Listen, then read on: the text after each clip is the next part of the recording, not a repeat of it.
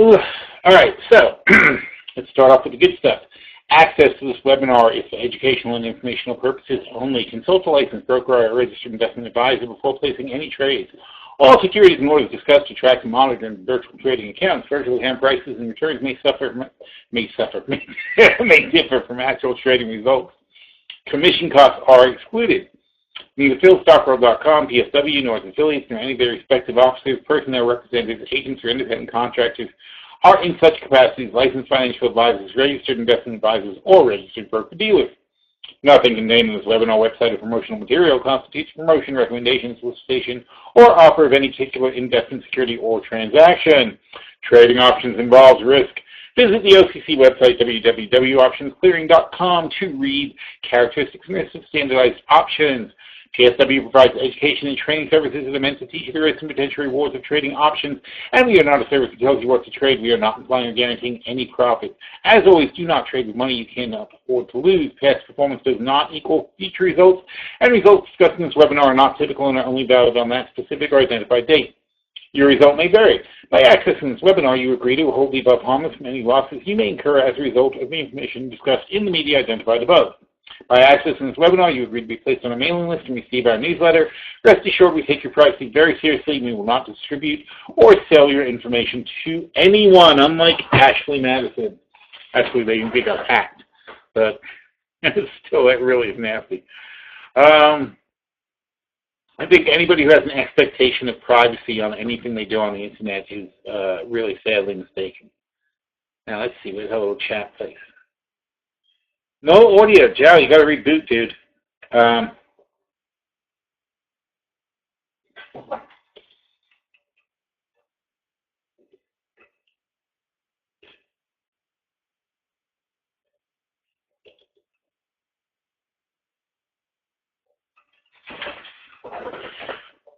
Yeah. All right. So where are we? Markets, stocks, things. Come on, kids. Questions. Let's have questions, okay? Don't make me come up with all the topics, but I will come up with some topics.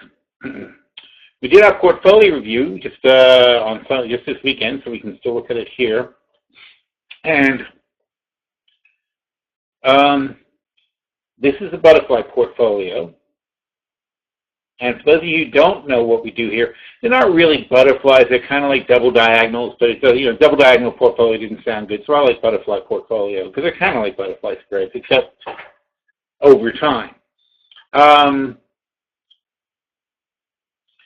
gist of these trades is that we take a position, like here's Microsoft, okay? What do we do with Microsoft? We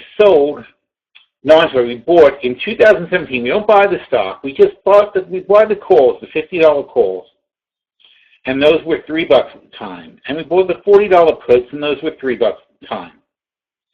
And the idea, we don't care whether they make money or not. The idea was we look at Microsoft and we say, oh, look, we can say in a typical month, and here's a typical month. Well, actually, it's a typical 3 months, but we're making, in one quarter, let's say, we're getting $2.60 back on our $6 investment by selling puts and calls around the strike where we are, basically for the target we're looking for. So what are we getting in return for $6? We're getting $2.40, and we had, well, when we started, which was back in June, we had how many quarters left? We had, let's say we had 6 quarters to sell, right? So if we're selling, calculator somewhere, don't take my word for it, use the calculator. If we have 6 quarters times $2.40 per quarter, that's $14.40, less the $6 we spent to get the position. That's $8.40 in premium that we expect to be able to sell over time. So in 6 quarters, we are going to sell puts and calls on Microsoft for $8.40. Now, sometimes Microsoft will move too high, and sometimes it will move too low, and we might lose some money. But we don't really lose money until the end. Now, another good point about this is obviously well, let's take a look at the chart from Microsoft. That'll be easier. Futures, blah, blah, blah, blah, blah, blah, blah. There you go. All right, Microsoft.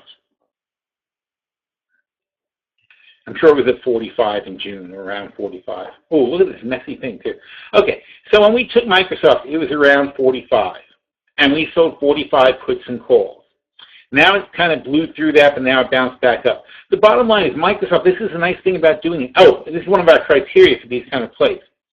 Microsoft is volatile, which gives it a high premium that you can sell, but it's actually not. It kind of stays in the channel.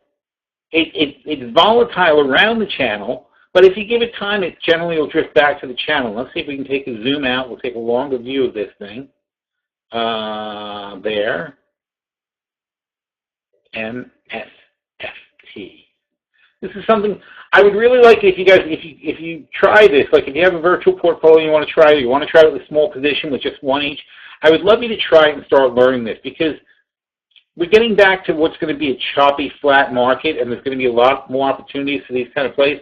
We've been light on the butterfly portfolio, mostly in cash, because the market's been too volatile for us to be comfortable with these kind of plays. But the flatter the market gets, the better these plays are. In fact, they'll outproduce almost anything in a flat market. They're incredible. So the gist of it is, even when Microsoft is going to a new channel, so here it is leaving the $35 channel and heading to the $45 channel, even that, though, is pretty boring and predictable. It takes a lot to climb the stairs for Microsoft. It's a very slow process. So, point being that we sold the $45 puts and calls here. Since we know that we're going to sell $8 worth of puts and calls, that means, first of all, we have the $40 puts and we have the $50 calls. All right. Oh, I'm sorry. That's $8 in profit. Well, yeah. I think I might have gone past that point too quickly. We spent $6 for the long puts and calls to protect the position. We're going to sell $240 a month times a quarter times 6 quarters is $1440. Okay. When I said $840, that's profit. So I'm already taking out the $6 we spent on long positions, and we're going to net $8.40. Now, since we have the $40 puts and the $50 calls, what the heck? How'd that happen? Did one of you guys see that? I don't even think that's possible. That was weird. Oh, I touched it. Oh, that was it. I'm sorry. It was my finger. This is a touchscreen computer. That was weird. I did not know that was going to happen. I forgot this was a touchscreen computer. I touched something. Where was I? Oh, yeah. So since we sold the $45 puts and calls, right, even there's no way it's going to go past our limits. We know we're going to collect $840 over time. So even if it blows out over 50 or under 40, as long as we keep collecting our premium every month and we collect the right amount, we've got $840, $5 stop on each side. Can't lose on both sides, can only lose on one side. All right, so our worst case scenario pretty much now, of course, it could be weird gyrations or a sudden spike up and then a sudden spike down. There could be weird things that happen. But generally, we're pretty confident that we're going to make but we really can't lose, we really can't not make 340. 340 divided by 6 is 56% in 18 months. That's what that trade is designed for. And it's practically a mathematical calculation to say that's how much this trade will make at minimum, over the course of 18 months. We're only 3 months into it, so it's not really relevant yet. But when you look at the trade, we've already adjusted it to, let me see if I made a comment on Microsoft. Here it is. We sold the 47 calls and some puts. I don't know what puts. I think it was the $45 puts. I made a mistake there. With the stock, when the stock was at $46.50. So we were a little bit conservative with our sell there, which was good. Both should expire worthless and make profit. Then we went on to sell. So we already made $1.94 here. Then we went on to sell the September 46 calls and the January 42 puts. We got a bit more bearish when we sold the January 42 puts. And I wrote here, so yes, I think Microsoft will drop 10% with the market. I had written that last Wednesday, I think we were going over this portfolio, the butterflies. So I expected at the time that Microsoft would drop 10%, and lo and behold, Microsoft dropped from 46 to 40, which is right about a little bit more than 10%. All right, we don't care, because what happened to us is the 45 calls lost some value. Okay, not the 45 calls, sorry, the $50 calls, the 2017 50 calls lost some value. They gained some values. These guys are still $6. They're still pretty much the same price we paid for them. We know they're going to erode over time. We don't expect anything of these at all here just to stop us from losing money if Microsoft should suddenly go up or down $20. That's all it does. It prevents a catastrophe. That's another thing about this portfolio. It's self-hedging. You don't have to hedge positions in this portfolio because they're already hedged. So no matter what happens, so now Microsoft's getting in the lower end. All right, so I'm really not worried about these puts at all, because the next roll on these puts goes outside the line of where we're already covered with. And that's all this portfolio is incrementally, month by month by month, we do this. And it uses you have a small account, you have low margin account, you want to do something that just grinds out a profit. This is a wonderful thing to do. You do need some margin. Well, I guess you don't really. There are certain things you can't do that we might do sometimes. Like sometimes we deconstruct these, like we've deconstructed. I know we did it with one. Well, okay, BTU, for example, has 10 short puts because we deconstructed the trade and we rolled these that were losing money to January. JP Morgan, we deconstructed, so now we have the short calls. We basically bet a big short on JP Morgan. We have the short calls and the long puts. So we basically got bearish on JP Morgan at a certain position. We cashed out 2 long legs. The things you can't do, you kind of have to stick with the original plan and just keep grinding out premium. But grinding out premium is great, because if you happen to hit a couple of times, like dead center, and collect your money, like here, it was Walmart, right? We've put Walmart, all the puts and calls for September. Now, Walmart had a nasty drop, of course, with everybody else yesterday. WMT.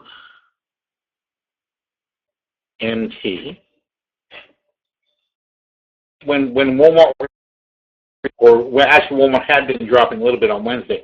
When Walmart was here, we still liked it for 70. We figured it'll come back. Now it went way down, came back to 65.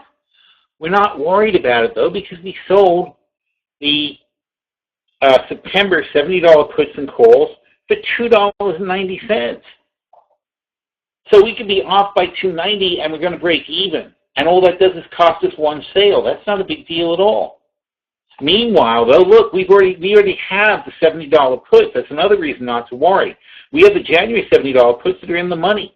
I don't give a damn how low Walmart goes. I'm still in the money to this put. So we're going to roll the put, roll the put, roll the put, roll the put forever. And meanwhile, this position will get wider, will get bigger, and this position will become the bottom of a bear put spread.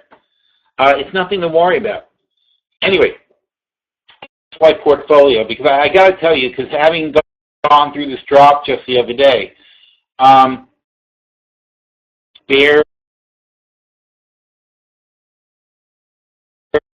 really the only reason it was damaged at all is because the VIX jumped up, and that made all these short positions we sold went up in price.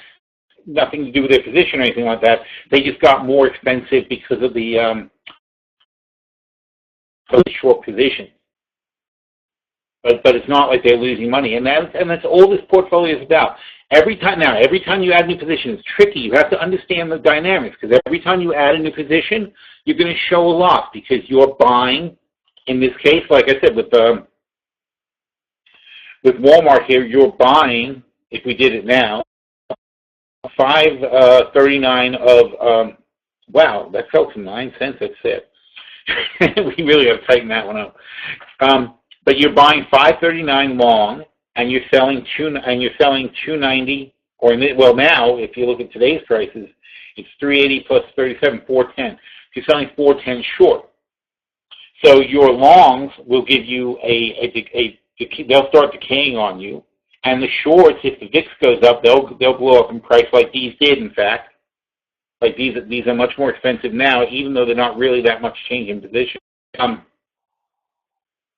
But once you get used to that, and you're only going to get used to it by practicing and going through these ups and downs in the market, I so strongly suggest opening up a virtual portfolio to do this on your trading software, or trying it with like a few positions just to see how they go.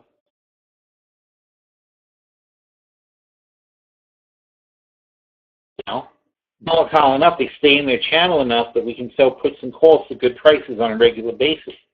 And very rarely we try to take advantage of like the actual channel and sell one thing and buy another. Usually we just put them down, and once a month we adjust them. And it's a fantastic portfolio. It's not going to make any, you're not going to brag, you won't make 50, 60%, but this one's been running for, it doesn't say. Anyway, this one's been running, I think the longest. It's been running longer now, the portfolios. I'd say since June of 2014, something like that. And the reason it's just been running, though, is because, frankly, there's nothing to do. There's no reason to ever change it or do anything. We just add a few positions here and there. Because it's just such a nice, simple way to play. And it's just a constant thing that it makes money and makes money and makes money and makes money and barely ever bothers.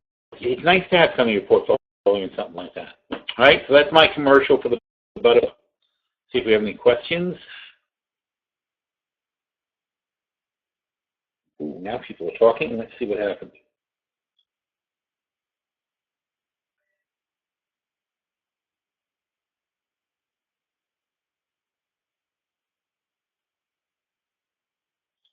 Bernie says, I would like some recommendations on hedges. I closed my hedges over the last week. Oh, no, that's not good.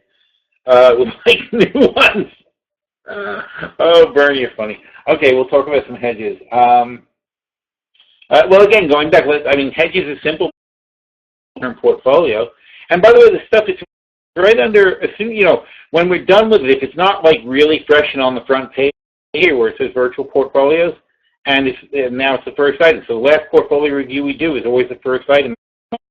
So we just move down to the short-term portfolio.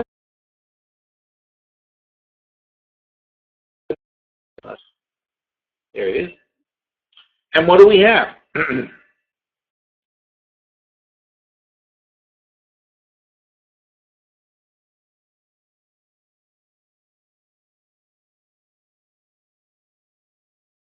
Well, actually, progressive TZA. What we had is we had 100 TZA 7s, and we had 7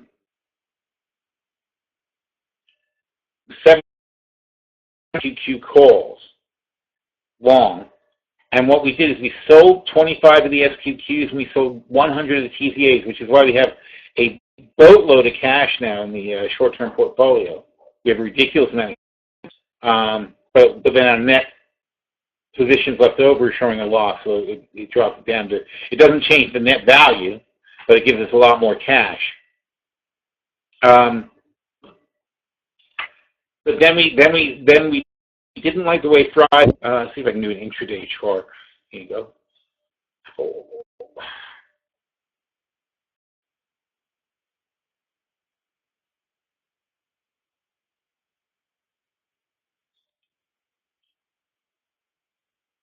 At Apple, 5% rule, huh? Gotta love it. 5 days. Let's see. There you go. Whoa. Look how, actually it's interesting because Apple, now with Apple, $5 is a 5% rule move for them, because they're right around 100. So here we go, is 5%, 10%, 15%, 15% drop. Then back up instantly pretty much. So they back up all the way here. Here's your 100 line, which is actually the fair value for Apple. That's the old 700. That is the correct value for Apple. I'm sorry, the correct baseline. value. So, below 100 it's extremely attractive. So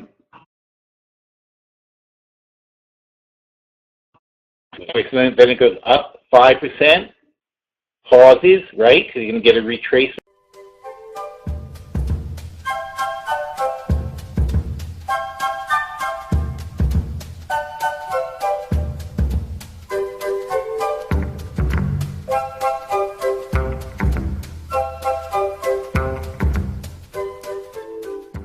Where were we? I forgot. Let's see what's going on in the markets. Just a little break. Okay. All right. This is not good. These are not good numbers. All right. That's why I wrote 3% or bust this morning. We need 3% bounces because these are not encouraging at all. We're failing those critical bounce levels that we were looking for. All right. It was a fun run while it lasted, but now we're failing those bounce levels, and that is not really encouraging or bullish or anything good. And look at gasoline. Gasoline is still going down and down and down. I am hoping I have eight contracts on gasoline. Looking down like $6,000. I haven't added since I got my average down to 130. So I'm pretty happy with that. I will go to 10 though. If we get lower, if we hit this line down here, 127.5, I'll go to 10 down there, expecting a bounce off of that, but then we'll want to get back out quick. But frankly, it all worked out. Yesterday we were up around here, and I got the average from about 135 down to 130, and then I got back to 5 units, but then it dropped again, so I added more units. I still want to give this thing a week. I think next week at this time we should be up around here, somewhere between here, like about 135 to 140, I think. And if we do that, and I've got 5 contracts, it's going to be a lot of money. It'll be like $20,000. So, it's a risk-reward thing. I'm risking a loss here. 6,000 could go as high as 10,000, but I really strongly feel it's going to bounce back. So if you're lucky, though, you're getting a much better entry than me because if you enter right now, it's only 128. So this is RB V5. These are the October contracts. Do not buy the September contracts, RB, which is terminating in about an hour. But I think that this is why we're selling off. Though I think these RB contracts, which finish today, I think people have to sell them, and that's driving down both contracts. That's what I think is happening. I could be wrong, but that's my theory at the moment. The dollar got jammed down hard, and it didn't help anything. This is also very dangerous. Oh no, wait, maybe I'm wrong about that. Sorry, that's an old one. All right, the dollar rose, so that's actually not so bad. The dollar's up a little bit today, but now it's falling from its high, which was around 94.75 or so. It's coming back to 94.50. It failed 94.50. It's going lower. Lower is good though. It's a little bit supportive of the markets, but that's not the way you want to finish. You don't want to be barely holding your levels because the dollar was weak and supported you. That's not a good reason to have gone up. All right, you want to go up even though the dollar was strong, and that way you say, well, now if the dollar gets weaker, then we're going to be in better shape. That's not at all what's happening here. So we will see. Now, as far as questions go, I obviously didn't keep track. So if you had questions, let's get back to them now. You have to retype them though, because there's no going back to that. Let's see. Everybody says sounds good. Sounds good. Screen okay. Hedges. Oh, Bernie remembers Hedges we were talking about. Yes, right. Thank you. Good. Let's see. RB options expire tomorrow. Futures. Oh, tomorrow? Not today. I thought it was tomorrow today. You sure? Futures expire 8/31. All right, we don't care about the futures. We care when the actual contracts for delivery expire. I really thought it ended today. Let's see. So the hedges, that's where we were. We were looking at the short-term portfolio, and then everything blew up. What am I doing? Here we are. Is this short-term? That's the short-term portfolio, right. So like I said, Now I need the FinViz chart. That one should work, though. That doesn't require. Yeah. I'm logged in as Jackie, my daughter. One Direction stuff. All right. What were we talking about was, well, SPY, really. So what happened on Friday, not Friday, sorry, Monday. No, what happened on Friday, this is Monday. This is a crazy Monday. What happened on Friday was we lightened up a bit because we fell all this way and we thought, like, well, maybe we'll bounce because of China. Like we're bouncing today. We thought that could have happened on Sunday. It didn't, though, and then we had this panic crash, blah, blah, blah, and now we're coming back to around when Monday was. But what we did on Monday was we lightened up on our open, unprotected hedges, and then we added, though, because as Friday went on, we started finishing like at the low of the day, we kind of changed our mind, and in chat we decided to add back a couple of SDS spreads, and those are, well, actually one SQQ, so we have this SQQ, you can see 821. We have this SQQ 2731, and then we added this SDS, which is the 2124. So both of them cost about $5,000. This one pays $15,000, and this one pays $20,000. So it's $35,000 of protection that we paid $10,000 for. So $25,000 of profit if the market goes lower. So we bought $10,000 more insurance on that basis. So what does that leave us with, though? We don't have any more short-term naked insurance or anything like that, other than the fact that we're super short on Netflix, which is doing not good at the moment. Well, it's up a few thousand, but we have a huge short on Netflix. We have these SCOs, which is not really short. We'd be down 24,000 at the moment because that thing exploded as oil went down. But basically, these are our hedges. So we have the September SDSs, 2 sets. Why do we have 2 sets?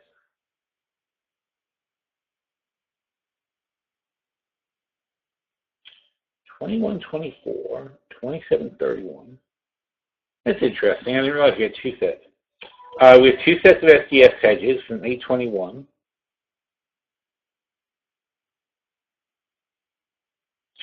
Oh, no, I'm sorry. That's why they're not both SDS. This is SDS, this is SQQ. Those are our 2 sets from Friday.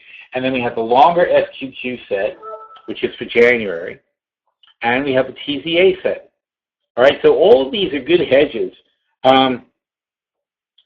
Currently, well, okay, I'm sorry. So you can't really get in this because this thing's already a $20,000 profit on the SQQs. See, and also, here's the thing. These ones to the left are up 20,000. We already took a bunch off the table and cashed those out. So we still have these left. These will make a tremendous profit if it comes in. Right now, SQQ at 27. These would be $10,000. These would be $10 each at 27 or 9 each, but let's call it 10. And 50 of those is $50,000. So if we're lucky.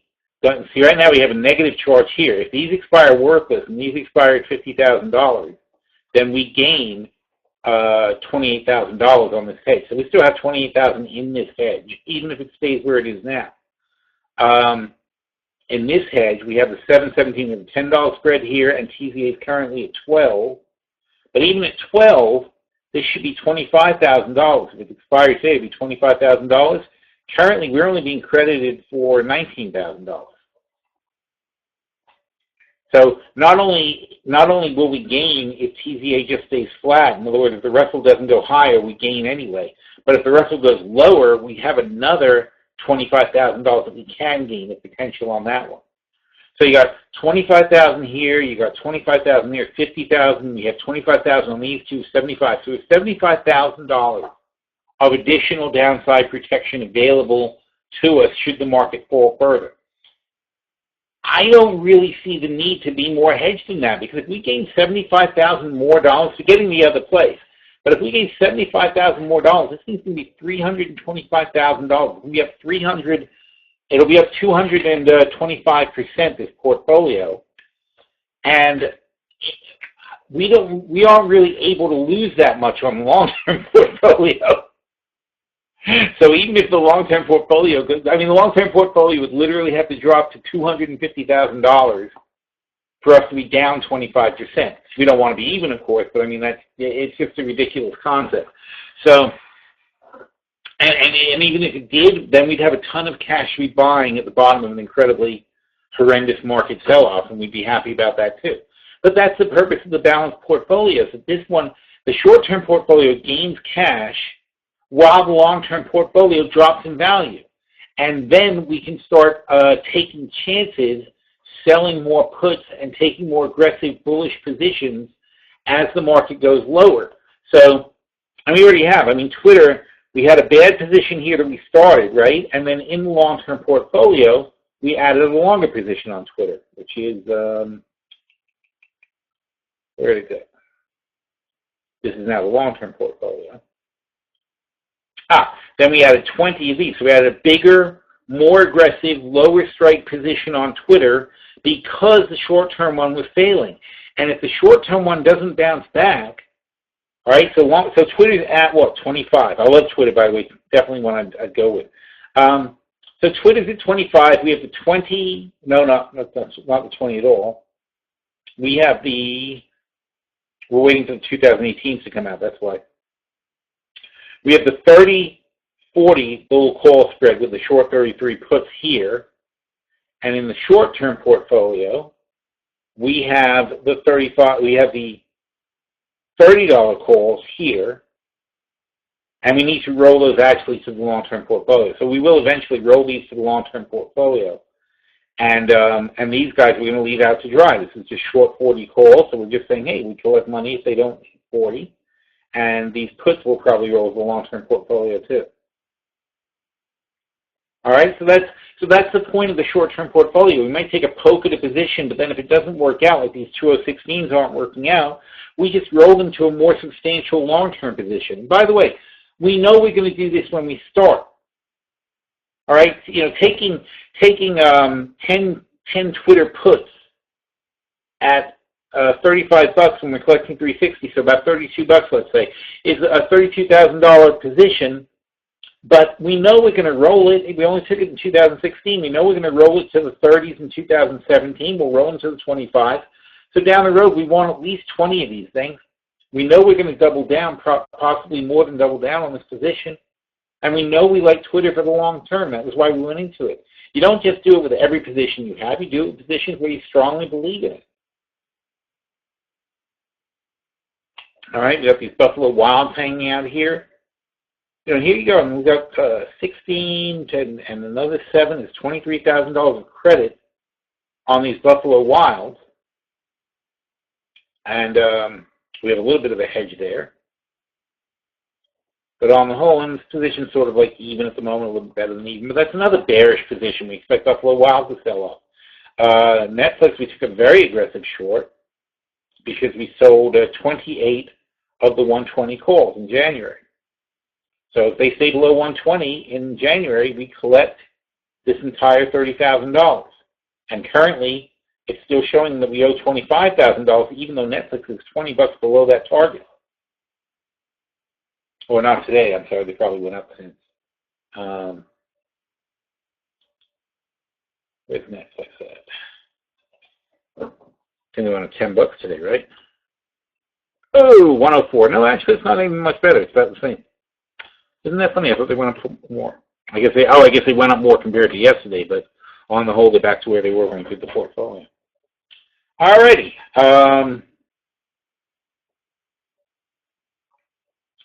Now let's see questions if we're on track. I'm all flamboozled now because I have to reset everything. All right.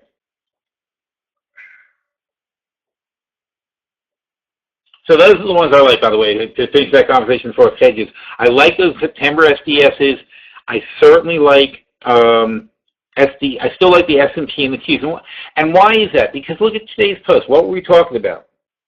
Here's the big chart, and who's outperforming? I mean, this is, it's the same thing as we do in the futures all the time. You short the laggard, right? Who's lagging on the way down? The NASDAQ is still way, way high, but supported by Apple. So I don't really like the NASDAQ play as much as I like the SDS play, because the S&P is not supported as much by Apple. Apple, I think, see, the thing about Apple is Apple's 10% of the NASDAQ, and it's, I'm sorry, it's not 10%, it's like 20% of the NASDAQ. So if you add in Apple and add in their suppliers, it's really at least 20% of the NASDAQ. And I think they're fairly valued. I think they're undervalued. I think Apple should be higher. So it's hard to make a big bet against the NASDAQ given the factor of Apple being in there. I mean, I think Amazon's a dog. I think Netflix is a dog. I think Tesla's a dog. There's plenty of stocks in there that shouldn't be high. But on the whole, if I want to bet an index to go down, based on the global economy collapsing, I think it's going to be the S&P. And especially because the S&P, we did a review of this, we just talked about it recently. I did a review on the S&P recently saying, here's, I think it was a week ago, saying here's what I think of the top 25 S&P stocks, and that was in fact why we decided to stay bearish even while it was selling off. Because I said, you know what, it should be lower. It really, if you look at the top 25 stocks, which are a quarter of the S&P's value, there was nothing in those stocks that made you want to be bullish. All right, now they're a bit lower. Now maybe I want Disney. Now maybe I want IBM. But last week they hadn't dropped, and they were still not that attractive. All right, let's see what else is going on. So anyway, so the reason I like the SQQs is we're short and laggard. I also like the SQQs because they're only a 2 times ETF, and you can still get 3 times back on your money when you do a spread. So that's kind of worthwhile, especially because you can do a partially in the money spread like we've got right now.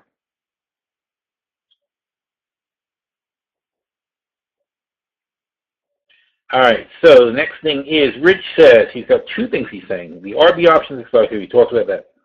If you get this working, let's discuss the market and your perspectives for the next year and month and blah, blah, blah, blah. Okay.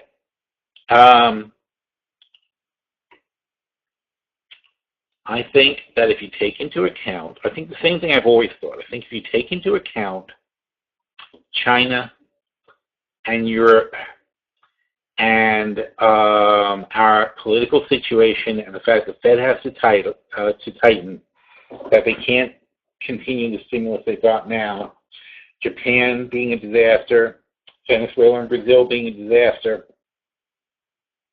even if you look at a good or even great U.S. economy, I think you have to discount the global situation. And the top of our range is 2,100. Going back to the big chart again. There you go. Here's the S&P. I still think 1850 is the correct price. It hasn't changed. It's been the same price I thought it was all year. Now it's just the correct price. So in the medium and long term, I think we're going to start using these lines to go up and down around them. Maybe 1942, maybe a little bit higher. Depends on earnings. So far, I haven't really seen anything that makes me think I should be adjusting up. But I think when you start taking all these global factors into account, and when China stops stimulating, Japan stops stimulating, Europe stops stimulating, sustainably, you're not going to be able to keep 2,100. It's too high. There's not enough. Where is that article? It's actually kind of since we keep getting back to it, let me find it.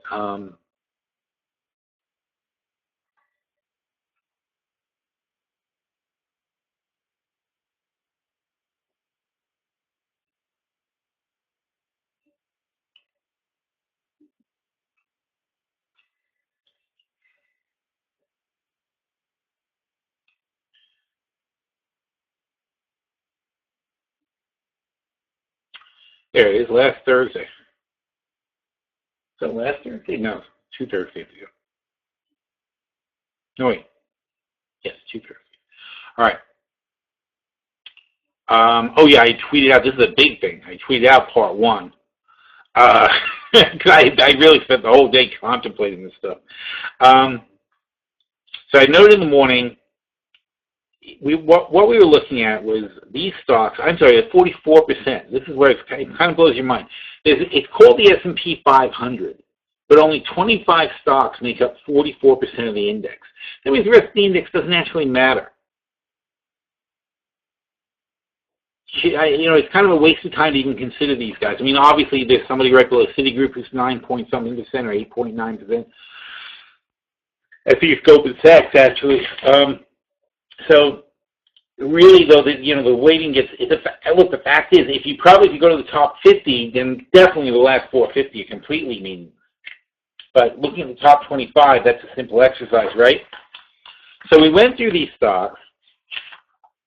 And I said at the time, and this was back on Thursday the 13th, so let's see if we can get a little, for coloration purposes. Oh, here you go, because it says, what is this stuff? Nope, that's not going to show us the 13th. Here's the 13th. So we were down around 2075 on the 13th. All right, so these are my thoughts when we were at 2075. And I said, Exxon, CVX, Apple, PG, IBM, Intel, HP have had pretty good corrections, while Microsoft, J&J, blah, blah, blah, blah, blah, haven't really corrected at all. Right? We could have shorted all these guys. Because it was true. They haven't corrected at all. Now they have. The other 5 I could take or leave, and that leaves us with 12 stocks that could go lower. These 12 could go lower, versus 8 stocks that seem cheap. But there's a catch. A lot of things seem cheap in 2008 as well. See, I was talking about this whole thing in context of I thought we were still heading for a bigger correction. Then we started talking about each one and what we thought of each one. All right, so this, you're asking what my outlook was. This was a really major explanation of my outlook, and this is, don't forget, part 2. All right, so but my logic was arrived at that way.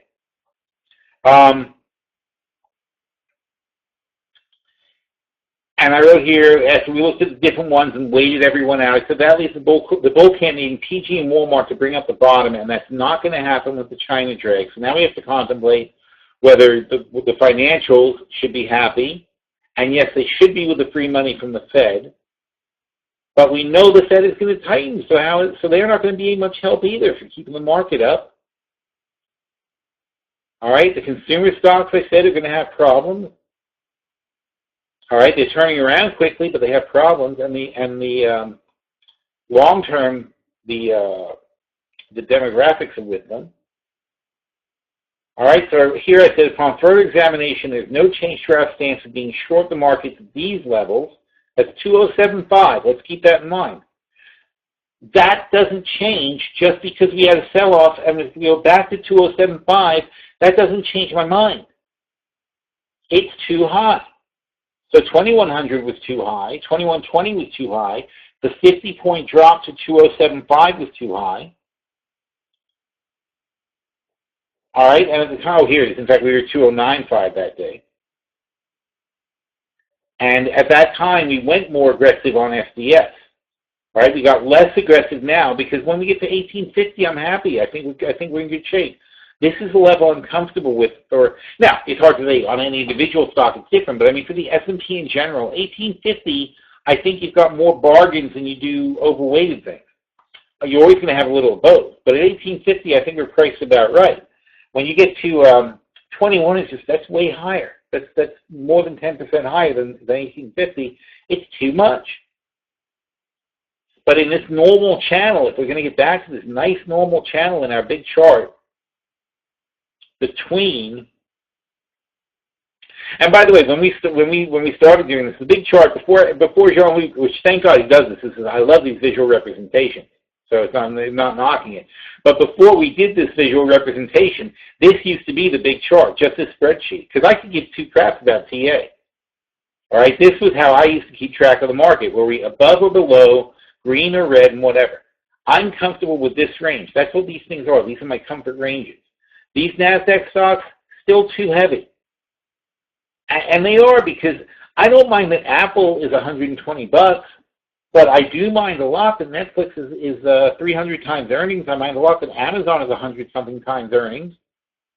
All right, look, Amazon has been in business since 2000. They've been in business for 15, 20 years, however long they've been around. They're not. How are they? How do you value them as if they're a startup company? You don't value an entrenched business at 100 times earnings, because that implies that they will double their earnings in the next 2 years at least, and that would only take them to 50. And if they double again, it'll take them to 25. So what you're saying is basically in 4 years, they will twice double up their earnings. Now, how are they going to do that? And if they don't do that, then you're paying now, this year, a company that 4 years from now will still be paying you less than 4% back on your money. That's what 25 PE is. You're getting 4% back on your money. How is that logical? You should never, ever, ever pay that. You can pay 100 times PE for a company if it did double last year. Amazon did not and will not. Netflix did not and will not. If the company went from 200 PE to 100 PE, and now next year you think it's going to go to 50 PE, and the year after that 25, that might be one you want to catch. That's not what these are. These are just ridiculously priced companies. There's nothing magical about them at all. And it's a funny thing, because somebody was talking on Bloomberg, and he made a good point. I think it was Corey, who's a really good guy. I like him. He said that Netflix had embraced the Amazon model. And what's the Amazon model? What he meant by that is the Amazon model not of being a great company. He embraced the Amazon model of not bothering to make a profit and putting all the money back into growth, but the kind of growth that specifically pleases Wall Street, not the kind of growth that actually makes money, the kind of growth that makes it sound good. And that's what Amazon does. They make growth that sounds good. They're like, oh, clouds are hot? We have clouds. What, self-driving cars are hot? We're going to start doing some self-driving car stuff. Whatever's hot, Amazon will be happy to do for you. And Netflix is doing that too in a similar way. They're like, oh, we'll go into this country. We'll go into Japan. We'll go into China. What, that sounds good? Does this sound good? We'll try that. Whatever sounds like it can make some more money, whatever sounds like investors will get driven into it, they'll do. And because they do that, it makes it fun for the brokers to sell it to people, because they've always got a story, and they always get to tell their people, here's why you should give me money, because this stock is doing this and that. And they're called story stocks, right? These companies now, they used to be a story stock, meant the company had a good story. Now it just means the company has good PR, has good Wall Street PR. That's their story. They purposely are story stocks. And look, you can never prove that it's going to be a disaster until it is. And then everybody's just like all the crap in 2000, which all these companies blew up, and everybody's like, wow, who'd have thought, you know? Meanwhile, anybody who's into fundamentals is like, it's the most obvious thing in the world. These companies can't possibly make money. Amazon can't make money, not the way Walmart makes money. They can't. Maybe if they replace all their workers with robots, and maybe if they get super duper efficient, but they're already so efficient, but so is Walmart. So really the only edge Amazon can have over Walmart is not having the stores. But because they compete with lower prices, because they don't have the stores, they have to wait until human beings, until us, the shoppers, begin devaluing the shopping experience. Because still, I can't use Yahoo. I can't even show you because it's crashing the thing. Still, in the grand scheme of things, Amazon only has. Actually, I want to make sure I get it right. The other thing, I hate to say things wrong, correct. So I'll have to check on my other computer just to make sure I get it right now. So I believe Amazon has $50 billion in sales, $75 billion in sales, something like that. Versus Walmart has $450 billion in sales. You know, when they talk about online spending is up 10% this year, online spending is only 10% of all sales. So it's up 1%. All right? Amazon, up 3% today. Yeah, I'm sorry. Amazon last year, $88 million in sales. The year before, $74 million. The year before that, $60 billion. So it's growing at not even 20%, but let's call it 20% in sales. Profits? No, not at all. Amazon lost money in 2012, barely. They made $270 million in 2013, and then they lost $241 million. So basically, in the last 3 years, they've netted nothing, zero. This year, Amazon lost $57 million in Q1, and they made $92 million in Q2. Their big quarter is Q3, of course, but their big loss last year was Q3, so we'll see what happens in Q3. Last year, they lost their ass in Q3. I imagine this year they should do a bit better, and that's going to encourage people somewhat. But the thing is that you look at that with Amazon, then you go to Walmart, and Walmart does 120, 130 billion a quarter. And unlike Amazon, Walmart drops 3-4 billion a quarter to the bottom line. That's a real company. They make real money. Amazon does not make money. It doesn't throw off anything for the shareholders. Yet Walmart has a PE of 13. Every year, they make 1/13 of the total price of the stock in profit. Amazon has a PE of 100 and something. 10 times better than Walmart. And like I said, if you look at the overall thing, if Amazon's growing 20%, but the 20% that Amazon grows, which is only $15 million, 15 billion in sales. Walmart sales are $500 billion. Even if they were taking all of that market share from Walmart, it would only be 3% of Walmart sales.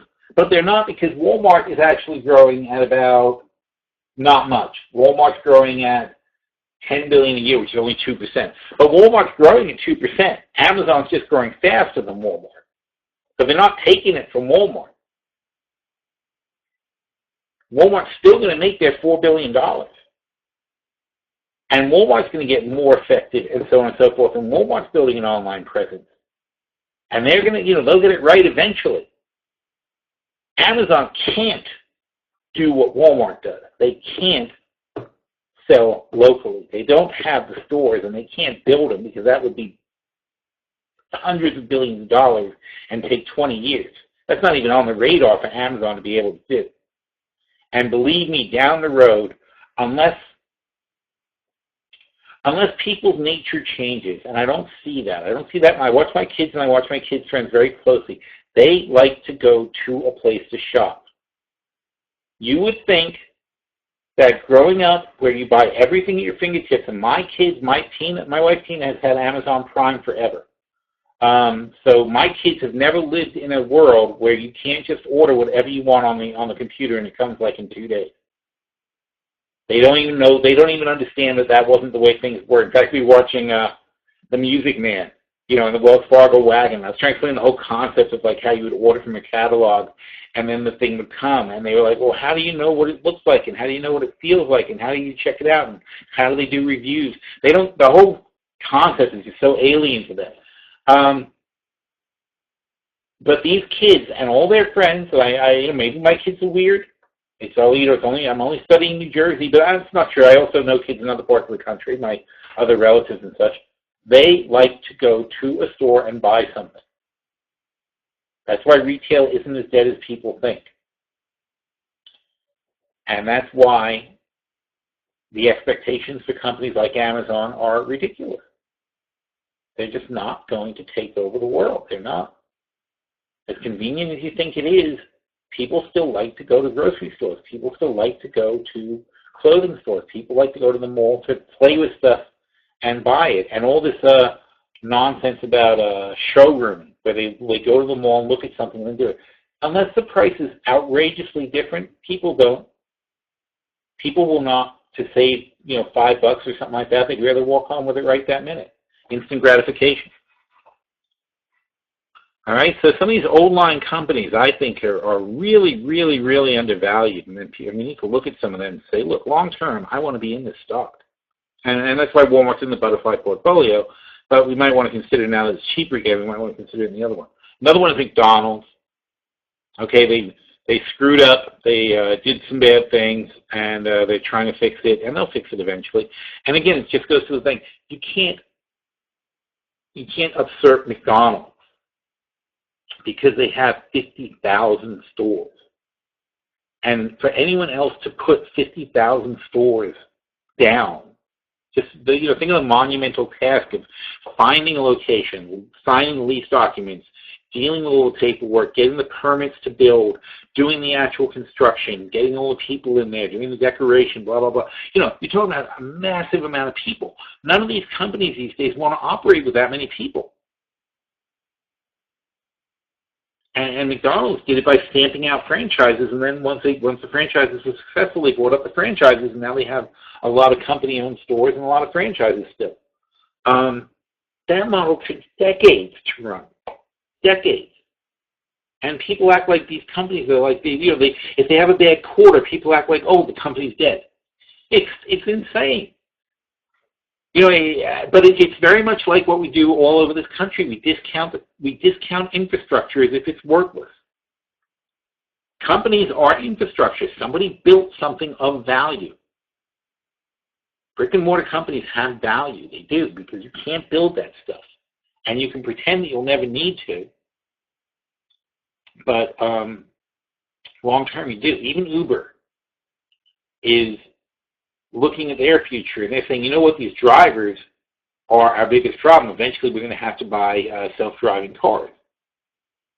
And and that's funny, because now they're a taxi company, right? All of a sudden now it's like, okay, so instead of buying a driver and having a medallion or whatever, now you're going to pay for the car, and the car's going to go pick people up, and now you got to fix it and maintain it, and so on and so forth, and insure it.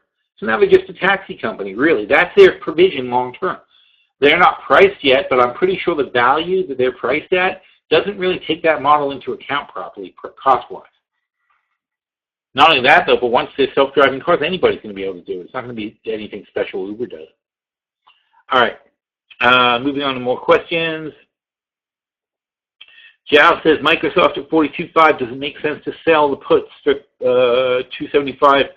Not my job to hold the market. Let's take a look at Microsoft's chart.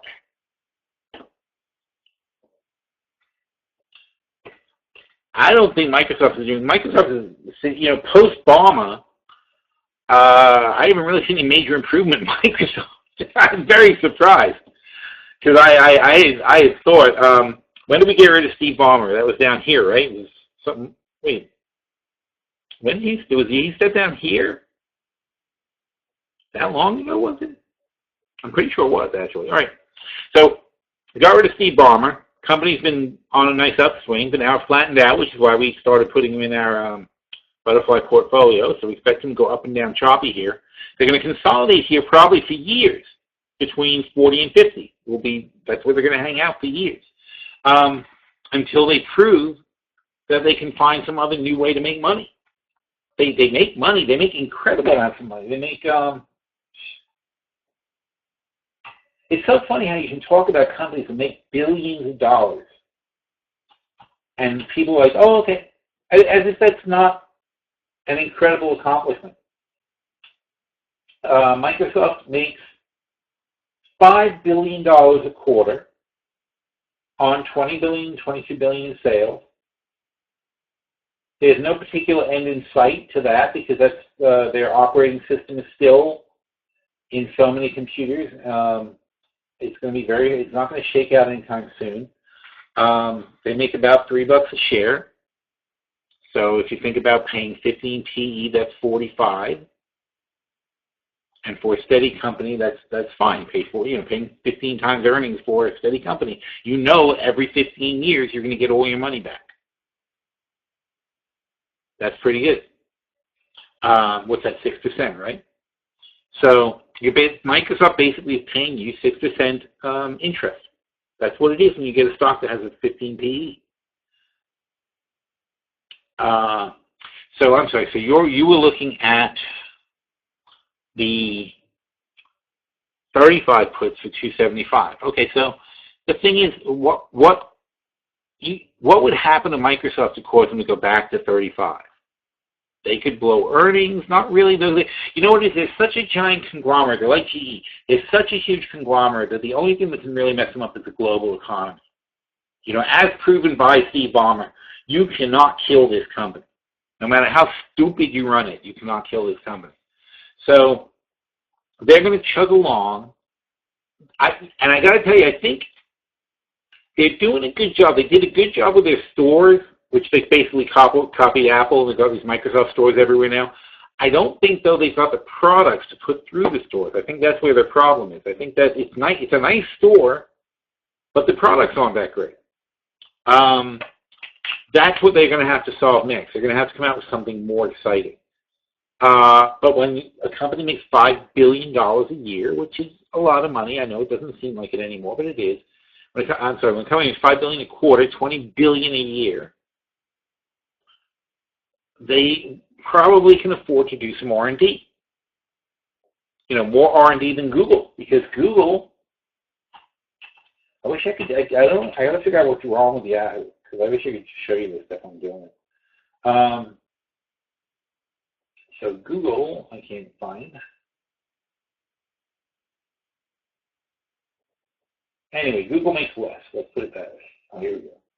Oh no, there's no income statement for Google. That's nice. Anyway, Google does not make that much money. Hang on a second. Let me figure this out. What is it? Google, G-O-O-G-L. Maybe that's the one we keep it under. There's an income statement.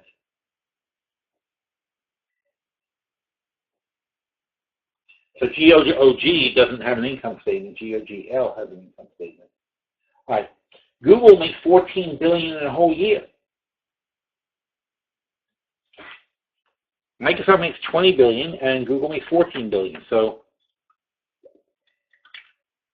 Microsoft has more money than Google. They don't spend it on R&D the way Google does, but I'm sure they do plenty of R&D to keep themselves up.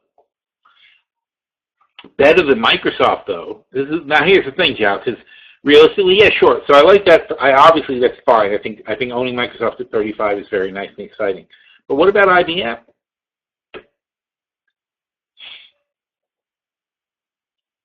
IBM is much lower in their channel than Microsoft, and down at 145 here.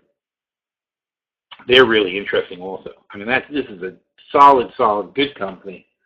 You see, they're dropping to the bottom line. IBM makes about the same as Microsoft. They make about $20 billion a year. I'm sorry, not 20. They make not 20. They make the same as Google. They make about 12 to 14 billion, 12 to 16 billion, depending on the year. And their PE for IBM is what? 13. Oh, their forward PE is 10. The forward PE for IBM, because this happens to be a bad year.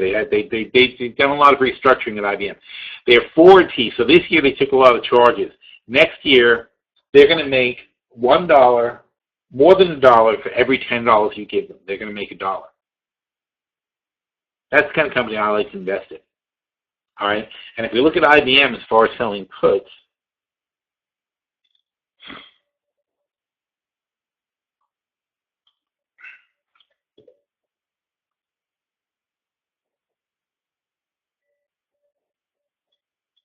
so you think about it as an even thing. So IBM, I could sell how low can we go? We could sell the 110 puts. Those are kind of ridiculously out of the money. Well, let's see. You were talking about, get back to this.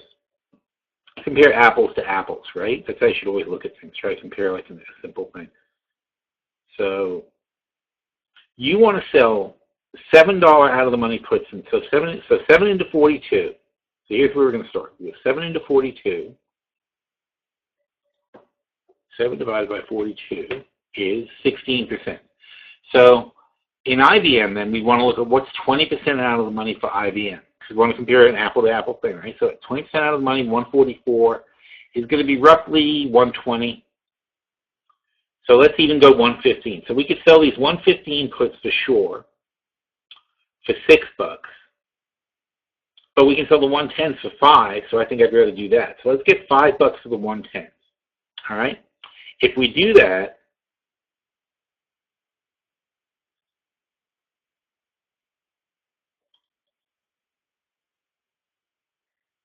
your margin is $5, $5.80.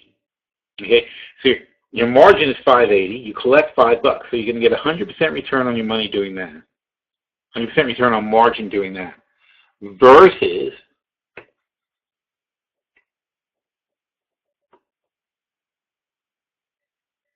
if you sell the Microsofts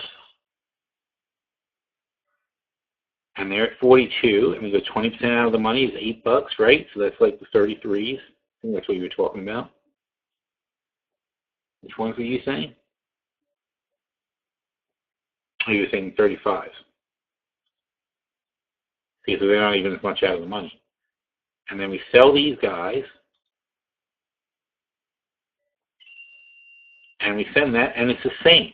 See? It worked out actually the same. You're going to make the same amount of money, the same basic 100% return on margin between IBM and Microsoft. So the question is, which one would you really rather own? Would you rather have IBM at, I don't even remember what calls those were, were they the 110 calls that we were looking at?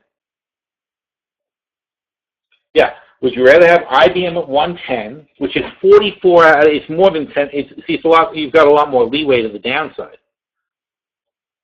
So 44 divided by 140, well, it's not 44, so 34. 34 divided by 144. What?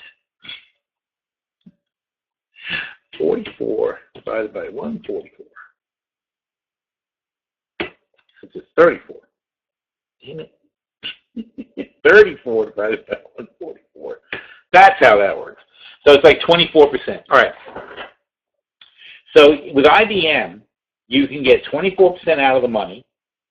You're going to collect the same margin, so you can do less IBMs, obviously, than you would with Microsoft, but you can collect the same basic margin. You'll get 100% return on your margin, and I think IBM is a completely superior company. I think IBM has a chance of significant growth, whereas I don't really feel that way about Microsoft, unless, I mean, Microsoft has to invent something to have significant growth. I think IBM's already invented it. Plus, I like IBM's the structure, what they're doing, they're changing things, and the fact that they've been taking hits to get where they're going, whereas Microsoft is basically trying to figure out what to do next to try to stay relevant. So I certainly like that better. That's what you have to do, though. You have to look at other companies and think about who's really in that space. HP is doing a restructuring also. They're splitting, and they're kind of interesting, but they're way down here, 25, and you can do a 20 on HP, and I think that's kind of attractive pre-split. Who else is in tech that's interesting? Oh, I was thinking of somebody, and I can't think of them now. It'll come back to me, I guess, at some point. All right, so IBM. Anyway, all right, so let's move on to the next question.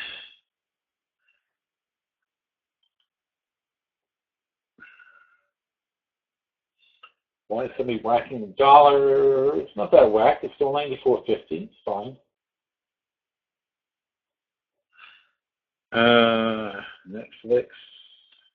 So if you want to establish a new hedge right now, what would you suggest? I'm sure they'll all be behind because of volatility. A hedge right now, SDS. I mean, it goes back to SDS. It depends on your time frame, or you might want to use both, but I'll give you guys two that I like.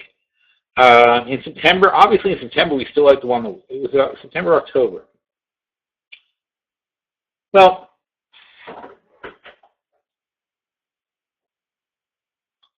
nothing wrong with going October. If you have the October 20, if you buy the October, you're at 23. You buy the October 21s, they're 310 now, or 315, right in the middle, right? And then you sell the 24s, and they're $1.60. All right, and 315 minus 160 is what? Is something 55, right? 155. 315 minus 160 is $1.55. So for $1.55, you have a $3 spread. So you're going to make 100% profit if it goes higher. Meanwhile, though, you're practically 100% in the money. In fact, yeah, I would probably sell the 25. I would go with the 25s. I'd buy the 21s and sell the 25s.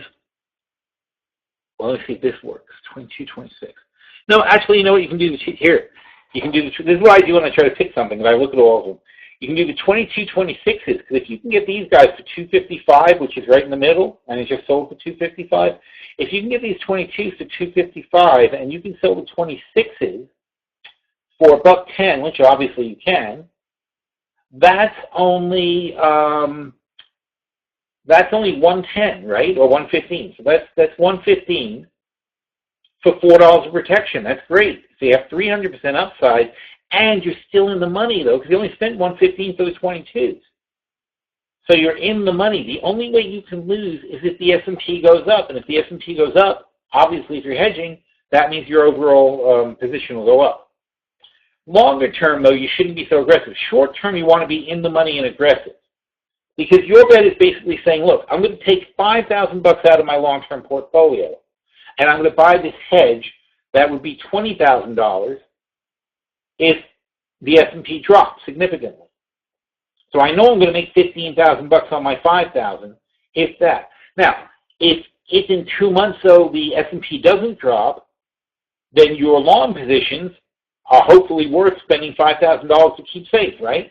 But you're not going to take a loss, because what you're going to do is at the point where the 22 calls you buy, they're 255. Don't forget, they're not 125, 115. You're spending 115 net. When these guys drop to 115, when they go to the price, let's look in September. Who's 115 in September? The 2450 calls, 115 in September, right? When you get to the point where the calls you bought drop to the net price of the spread, then you change it. Then you take those calls, your 2450s, and you say, well, I'm going to spend some more money to buy some more time, and now you spend another 115 or a little bit more, and you're going to go out to the January 24th. So you're going to roll your protection for about the same amount of money you spent last time. That then becomes your basic, once you make that initial investment, that then becomes like your quarterly cost of insurance. So you're going to protect your portfolio with a $15,000 hedge, and it's going to cost you about $5,000 a quarter. But it doesn't cost you the whole $5,000, because once these short calls expire that you sold in your hedge, you're then going to sell another set of short calls and another set of short calls and reduce the money somewhat. So your long-term selling process is going to be cheaper. Once you establish the insurance, the monthly premiums get less and less as time goes on, and you maintain a position that always will pay you off that same $15,000 should the market ever fall. Does it cost you money? Sure, it's going to cost you a couple of thousand a quarter to keep it going. But isn't it? But that's the point of this. It's insurance. The hedge is insurance.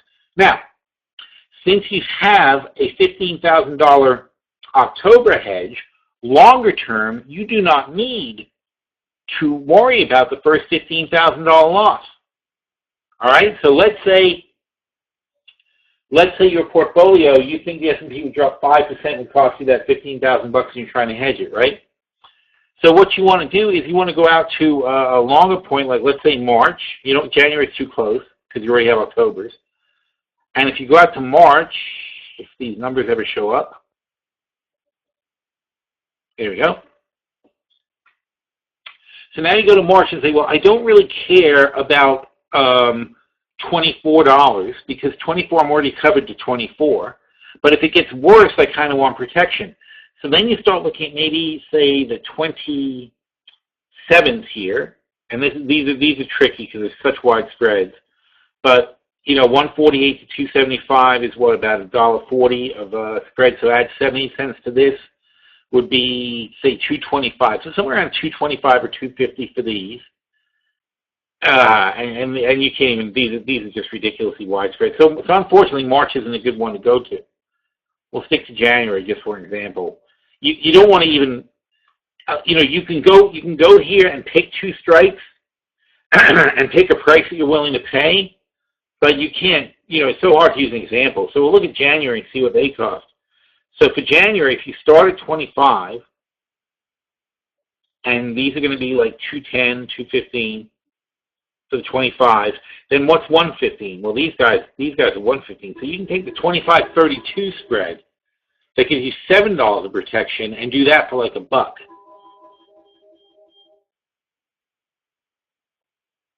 All right, I apologize for the phone. I'll stop in a minute. So you can do that for $1. And that gives you $6 more of upside protection. So for every 1,000, you get $6,000 of upside protection there. Now, if that's January, you could already calculate that you're willing to spend, if it's $1 there, you're willing to spend $1.50 for the same protection here, and that could be your offer. So you say, okay, well, 3 more months, I'll spend 50 more cents, and that'll be my offer. So you're going to offer $1.50 for the same spread, just in a longer month. So that's what I would do for a longer term protection. I'd go with something like the 25.32s or something like that. And again, and the point is, then you're going to roll those. So when you roll those Octobers, you're also going to roll your January. So everything, your Marches. So everything rolls back, and you just keep stepping back and stepping back your insurance. And you're going to say you spend $5,000 in March, and you spend a few $1,000s spend a few $2,000 in March, let's say, to buy $14,000 insurance, and you spend $5,000 in October to buy $14,000 insurance, and then you're going to spend maybe $2,000 and $1,000, so $3,000 to roll your $30,000 of insurance every quarter. So it pays 10 to 1. Okay, after you make that initial purchase of your insurance, your maintenance charge of a couple of $1,000 is going to pay you back 10 to 1 anytime it hits. That's good insurance. That's as good as your life insurance, right? When you bet you're going to die, because that's what it is. When you buy life insurance, you're betting you're going to die, and they're betting you won't. And you're like, so the only way you win is to die. But what do you end up paying? It depends how old you are, of course. But let's say if you start off when you're 40 years old and you spend maybe, well, you know what the cost. Let's say it's $2,000 a year for a $250,000 policy. You spend $2,000 a year. Well, if you die in the first few years, you're in great shape. But as time goes on, that deal's not so good, because now by the time you're 70, by the time you're 70, you've given them $60,000, and they're only paying you $250,000, which sounds good, but maybe, in fact, the number might even be low. But it sounds good, but the reality is they've been investing that money over all this time. You've been taking it out and not investing it. They've been investing it. Had you instead put your money in the bank and gotten 5% interest like they're doing, you'd have more money than the insurance policy. And they used to have those. They used to have these annuity policies, and nobody does that anymore. So, especially when it's term policy and they have no cash value, it's a huge advantage to the insurance company, providing you don't die in the next 10 years. They always make it so they basically win as long as you don't die for 10 years. Because they're going to use that money long term and invest it. That's all this is. This is just life insurance for your portfolio. If the market has an accident, you're going to get a check for $30,000. If it doesn't have an accident, you're going to keep pumping $3,000 into it. So it's all you're going to do in the end, really, assuming there's one major correction every 10 quarters, which obviously there is. All you're really doing is getting your own money back. But it's money you basically you're forcing yourself to set this money aside to be insurance. And if it happens quickly, then great. Then you did great on your insurance. If it doesn't happen quickly, which is what was freaking everyone out this year, the markets went up and up and up. And every time we would roll our hedges, they'd be like, oh, what a waste, what a waste, what a waste. And all of a sudden, bingo, we just cashed in. But it was really all it was getting the money back that we lost, but we made money on our long positions. They made plenty of money. And then once it dips down, we get the short-term money. And by the way, if we thought it was a real catastrophe and we're cashing everything out, the real key to that is the short-term portfolio and the long-term portfolio ended up even. They stayed even during the crash. And if we would have gone to all cash in both portfolios, we'd have all the money we made. That's the key to that also, is that you can cash out even in a crisis, because in that same crisis that the short-term portfolio is making money, the long-term portfolio is losing it. So they make up for each other. That's what a hedge is for, though. A hedge is not to make a profit on the hedge. If you're making a profit on your hedges, you're doing it wrong. It's supposed to just make you so you stay fairly even. That's all they're supposed to do. Overhedging is a very expensive habit. It's not good. Why is somebody writing doll? Okay, doll we don't know about. Hedge positions we went over. SDF seems most promising, yep.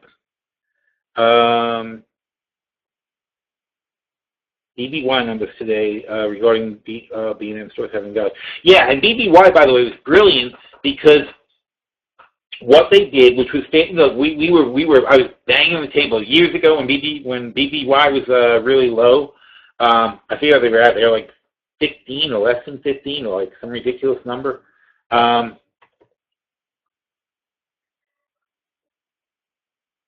Now they're at 30. I think they were like 15 or something when we were buying them a couple of years ago. And everybody's like, oh, they're going to go bankrupt and brick and mortar's over and blah, blah, blah. And it's such crap. And I said, it was the same argument I made, in fact, at the time. I said, look, Amazon's not going to put Best Buy out of business. Best Buy, let's do some numbers again. Sorry you can't see this. I'm going to figure out what's going on. Yeah. Best Buy is...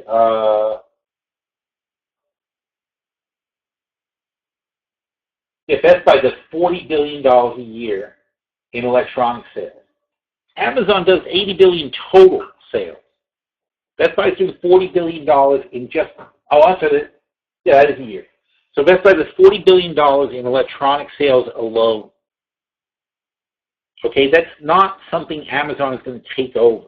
How are they going to grow this one unit of their operation to be $40 billion and take on Best Buy's business? It just can't happen. They're not for many, many, many years. And meanwhile, who the hell wants to buy a TV they've never seen? And that's when the argument went back to showrooming. And this is what they do, though. This is what Kramer and all these hedge fund guys do. They sit in a room and they come up with these idiotic words to try to explain to you something that's not true. So they say showrooming, and all of a sudden everybody talks about showrooming. Everybody's tweeting showrooming, and all the TV shows, and all of a sudden everybody's sitting down, and you see the same talking points over and over again. Showrooming. Showrooming is why we're doing this, because everybody just goes to Best Buy and doesn't buy anything, and they go and they are in Best Buy and they leave Best Buy and they call Amazon and get it delivered. It's like, yeah, well, some people do that. I've done that. I've bought my big screen TV from Amazon after I went and looked at it in other places. Because it was significantly cheaper. But not for most things. Most things I still go to Best Buy, go there and pick up something and leave. My refrigerator came from Best Buy. My washing machines came from Best Buy. There's some stuff that's just like, it's not better. Well, first of all, and plus, by the way, I'm confident setting up a big screen TV. But most people aren't. And Best Buy's got those Geek Squad guys. Amazon doesn't have a Geek Squad. And they can't have a Geek Squad. They can't compete. That's where Best Buy's smart, because they have things you can't compete against as an online store. Best Buy can walk in, if something's broken, I hand it to a guy and he fixes it. Okay, that's good. I need that. Amazon just can't ever compete with that. And the only way and Walmart's catching on to that too, with returns and so on and so forth. They're making a better experience at the store. That's what you need to do to compete with these guys. So anyway, the other smart thing Best Buy did, though, is they got store within a store stuff. So like Samsung has a shop in their store. Apple's got a shop in their store. It's run, there's an Apple rep, not a Best Buy rep, so less labor cost. So Apple's paying for the floor space, showing their merchandise, and they're paying for the employee who knows all about the Apple merchandise, and all Best Buy is doing is sort of like renting retail space. It's a very, very good strategy, because what they do is they're selling peripherals. They moved into, essentially, they sell their high markup computers, like people like Dell who don't want to have a store and don't want reps. They sell the Dells and they sell other high markup stuff, HP, so on and so forth, Acer. All the guys that have huge margins, they sell it. Apple, they don't want to not have Apple, so they let Apple be their brand over there. So companies like Apple and Samsung sell their stuff in special centers. They sign people up for phone contracts like crazy. That's huge revenue, huge business. And also Best Buy sells peripherals though. Whatever you want, they sell peripherals and service contracts. And I used to work at in Entree Intelligent Electronics Computers, and that's what the whole business is about. They don't give a crap about selling computers. It's low margin garbage. They don't care about computers and TVs. It's all about selling service contracts and peripherals. That's what they want to sell. They want to sell you the Geek Squad. They want to sell you the service contract because those guys, the Geek Squad guys, they pay them $20 an hour and they charge you $50 an hour. That's a business. You know, they don't give a crap about the actual electronics, the big stuff, and that's where people are mixed up. Because what am I doing? I'm going to Amazon and I'm ordering the TV set from Amazon, but Best Buy doesn't care. They'll sell me that TV set if I'm willing to pay them a 10-15% markup, but I'm not. So I get the TV from Amazon, but I still go to Best Buy and pick up all my cables and all my connectors and all that, because that's just a pain in the ass to do with Amazon. You know, sit there and try and figure out what the right things are. I'd rather see them and make sure I like them. So yeah, so Best Buy did a really, really good strategic job. We lost interest in them. They went way up.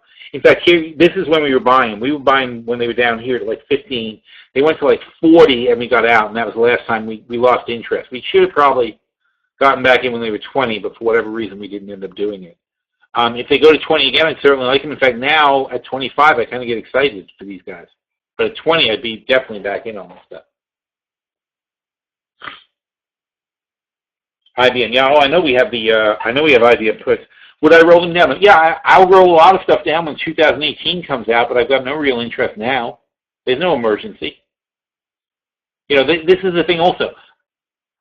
It's very hard because, you know, when we have these positions, it's like you have to have a long-term perspective on it. So if we're not looking to double down on the position, and IBM's a little expensive, so we're not expensive in price, it's expensive in that 10 of those is $130,000.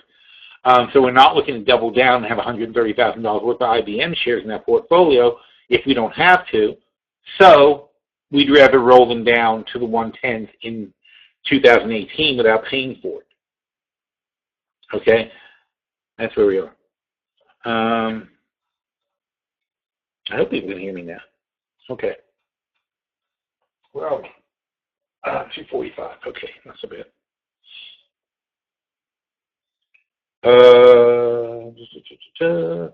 Chrissy says, are you still expecting a larger correction at 1850?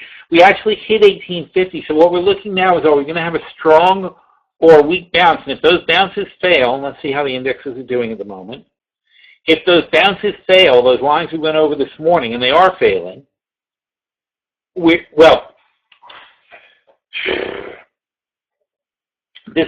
doesn't really count, but here's 1850 on the S&P. Okay, so here's our test of 1850. We have a legitimate test of that line. So now we're looking for the bounces from there. We fell from 2100 to 1850, and that is 250 points, right? So that means a 50-point bounce to 1900 is a weak bounce, and another 50 points to 1950 is a strong bounce. And what are we doing? We failed the strong bounce line. And here it is, in fact. Here's failing the strong bounce line, retesting the weak bounce line, holding the weak bounce line, and now we're kind of drifting between strong and weak. So depending on which way it breaks out of, we'll see. Because we spiked off at 1850 though so fast, it wasn't really a good test. So I really want to see that strong bounce line. The weak bounce line doesn't make me happy because we didn't really go down to 1850. And if this was legitimately a complete rejection of the 1850 line, then the strong bounce shouldn't be big resistance. All right. In other words, if we never should have gone this low, then this line wouldn't come into play. But it did. You understand what I'm saying? So in other words, if we never should have fell that far, then we should easily bounce right back through it. But we didn't. In fact, it's showing up as serious resistance right now. 1950. So the more 1950 is resistance, and we'll see what happens tomorrow now, but if 1950 continues to be resistance, I'm going to start looking at a move further down. And by the way, none of these guys are popping those strong bounce lines. So that shows that, now remember, I was very harsh in my looking down. I was looking at the full correction. So in other words, nobody's making the strong bounce off the full correction. That kind of indicates that this support is artificial, and that when that wears out, we're probably going to have a proper test of those lines, going right back down. So you're talking about now in the Russell at 1120, going back to 1170 is a $5,000 drop on a futures contract. So at the moment, it's kind of a good risk reward to short the Russell. It was certainly a great risk reward this morning at 1150. And I think we mentioned that actually this morning. But at 1150, it was a great short. At 1120, it's a little tricky, but below the 1120 line, I don't mind playing it because this thing can drop really quickly right back to 1170. I mean to 1070, sorry. But where are we now? We're right in the middle. So it all depends on which way these guys start resolving themselves. Now, they're in the middle. The dollar is not particularly, the dollar is strong compared to where it was. So I'm forced to cut these guys some slack. Because the dollar is stronger, that would be put downward pressure on these guys. So because the dollar is stronger, and they're being rejected by a line that I would expect to be resistance anyway, I will cut all these guys some slack, and I would not get more bearish looking at this. I'm happy with the amount bearish that we are. I still need something to be proven to me before I want to start jumping in and acting bullish and buying stuff. Not that I mind picking up a few bargains, but in generally, I'm not like running on a shopping spree over this performance so far. Oh. And what a shame we missed this one. Look how TLT completely collapsed. I like to short it at 130, and they never quite made it, and then they completely fell. Look at that. That's a beautiful thing. That's a huge collapse on TLT. That's amazing. All right, next. All right, last you want to cut this thing at 3 o'clock and get cleaned up on everything else. Let's see. Jim said, what else did I work for? Oh, you work for, oh, really? Hey. Where? I was in Jersey. I was in Jersey and then New York. If the market close at present, levels up 2.5%, do you expect the selling to resume tomorrow? Well, we needed 3%, but, you know, when you add, 2.5% with a strong dollar, with a dollar that's up half a point, kind of the same as 3%, right? So, a little wishy-washy. Just going to have to wait and see what happens. I never gave the bounce lines on NQ? Really? It's terrible. How do I do that?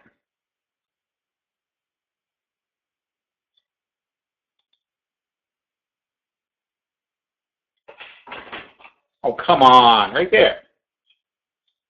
All right. NASDAQ fell to 4,000. Was an 800-point drop, and then you're looking for 4,550 and 4,700. Oh, I see. You mean NQ as in... just take 500 away, really. So in other words, if it's basically minus 500, I mean not exactly, but you know more or less. So you're looking at 4250 and 40. Wait, that's only 4150 and 4200. That's what you're looking at. And there you are. See 4150, which is where it is right now, and then 4200 is going to be strong. So they're all, now, if you think about it, how crazy is that, though? We have this 5% rule. It tells you what's going to happen, and that's exactly what happens on all the indexes. They do exactly what they're supposed to do. And what's the 5% rule based on? It's based on my observations when my father and I used to do consulting. My father was a systems analyst, and he wrote some of these original TradeBot programs. And I was a consultant. And what my job was when we go into these things is I would be the bridge between my father, who speaks computer, and the guys at Goldman Sachs and stuff who speak financial leads. because they basically can't even have a conversation with each other. So my incredibly useful job was to translate what they would say they want versus what he would program, and I know enough about programming to be able to tell him what they're trying to accomplish. So we designed these systems back in, God, it was in the 90s. And the 90s and the early O's was when we used to do this stuff. And what I observed from just going to all these meetings is what happens is, and we did it, we consulted everywhere. So we went to so many different brokerages with different systems. Everybody wants a system that's unique. Everybody wants a system that does something the other guy doesn't do, and blah, blah, blah. Meanwhile, what they all end up doing is, because they design them by committee, they all end up drawing these arbitrary lines, and they all come up with numbers. They say, look, when something retraces this much, this is what we do, and when this goes there, this is what we do. And that's how they program these things. But you know what happens when all these different people put their 2 cents in, and everybody averages out, and everybody ends up sort of moving things to, even though they have a system, they still end up fixating on like a certain line, like, oh, if it goes to 4,000, that's an important line. If it goes to 5,000, we care about that. You know, they all want this stuff coded into the system. And when everyone starts coding it, you realize even though they all think that they're picking unique things, they end up converging at certain points. And those certain points tend to be 5% increments.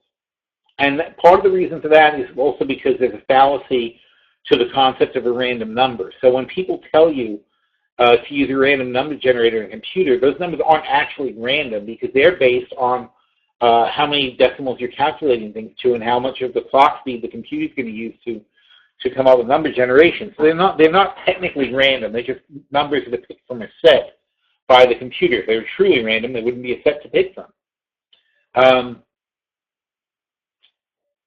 So a combination and convergence of all these factors, plus also people have this tendency to round things off. So, well, for good reason too, because you don't want to go out too far and too many decimals and so on and so forth. But what happens is everybody rounding things up to a certain point, they also tend to go to 0% and 0.5%. That's how you end up with more and more convergence. As all these different bits of code keep doing the same thing over and over again, they end up forming convergences at these 5% line. And the more liquid something is trading, the more of a subset they break down to. So in other words, if it's something is 5% and it's very liquid, then 2.5% becomes important too. And if it's extremely liquid, like an index, 1.25% becomes important, and so does 0.625 becomes important. So you keep breaking it down by half from 5%, and you double it from 5%. So 5%, 10%, 20%, 40%. They become more and more significant as you go higher, to the point where, and you see it all the time, a 20% move is almost unbreakable. And why is that? It's because for everybody who's selling to 20%, their programs tend to exhaust themselves at the 20% level. For the people who are buying, they take their opportunity at that 20% line. Those guys then converge on each other at that 20% line. Even though they never colluded to write their programs this way, it just ends up happening. All right, and as a guy who talked to so many different people, I realized this was happening in the grand scheme of things. I realized this is what was going on. Whether they would select us or not, just the project specs that they would show us for these different things that they want us to bid on, I was like, it's so funny. I almost feel like you can't for the confidentiality. But you feel like saying to J.P. Morgan, I'm like, well, freaking Goldman Sachs is doing the same thing. Why don't you guys just get together and write one goddamn program? It's such a waste. They really do. They all think they're inventing the wheel, and they're not. They're just all writing a very, very similar program with very, very minor variations. That's where the 5% rule comes from. It comes from analyzing the pattern of trade bots. And because trade bots now completely rule society, basically, because trading robots are 9 out of 10 trades are done by robots these days, it's very easy for us to predict what's going to happen. And that's what this is all about. And that's why, as weird as it seems, that's why I can sit there in the morning and tell you we're going to go to 1950 here, we're going to go to 4200 here, and lo and behold, hours later, that's exactly what happened. So we have to get over that line. Once you get over that line, what happens? It's got nothing to do with TA at all. Once you get over that line, what happens is a new set of computers that's looking for a breakout of 20% from a certain level, from a low, suddenly kicks in. And then now you've got a new set of buying computers. What also happens is the selling computers, when they see that line break, they stop selling. Their program will shift over because in both cases, you're just hitting a critical level that because so many different people are involved, they end up converging on these lines. And when you break that critical level, there's just going to be a new set of buyers and sellers who are now going to run until that line breaks. And now you've got a new level that goes up. And that's all these levels are about. And that's why I never used to chart it, because it's just, to me, it's a spreadsheet. The way I always looked at this stuff was just a spreadsheet. I know where these lines are going to be. Once they establish themselves over the long term, these lines become incredibly predictable. And that's where we are now. And that's why when there's huge violations of these lines, you know something's out of whack. So like I said, in the NASDAQ case, what's out of whack is Apple has taken the NASDAQ and shoved it into a much higher orbit than everybody else. And to some extent, the S&P has followed, because a lot of those stocks that are in the NASDAQ that follow Apple up are also S&P stocks. And the fallacy is that because Apple went up 100% in a fairly short amount of time, that people who have Amazon and Netflix and Tesla say, well, we should go up 100% too, because Apple went up 100%, so we should be following them up higher. It's got nothing to do with the actual value of the company or what they do or what they produce. Apple went up because they make an incredible, huge amount of money. They make more than double what they used to make. They should be double in price. The other companies don't care, though. They just say, look at this chart. That's where technical kills the market, because they just go, hey, they went up 100%, we should go up 100%.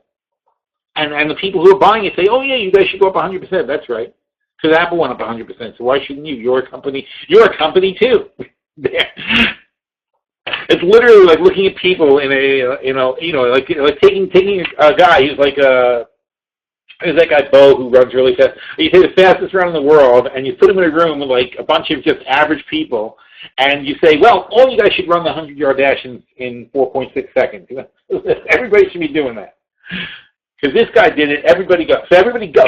And we're gonna give all of you the same amount of money. As if it doesn't matter who you are or how fat you are, how big you are, what kind of shape you're in, how old you are. You're a person too. Go ahead. There you go. There, you should double with it. You should double with him, because he's the fastest man on earth, and you're racing also.